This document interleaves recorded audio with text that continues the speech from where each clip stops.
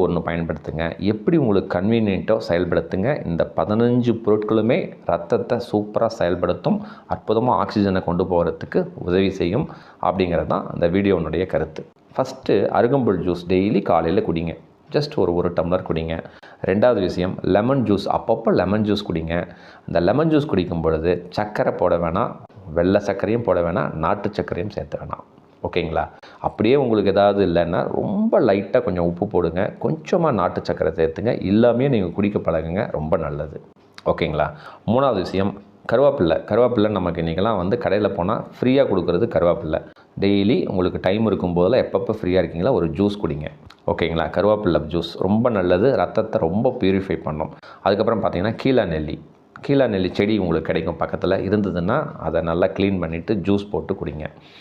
5வது விஷயம் பூண்டு ஒரு 2 பூண்டு 3 பூண்டு சாப்பிடுங்க ஒரு நாளைக்கு.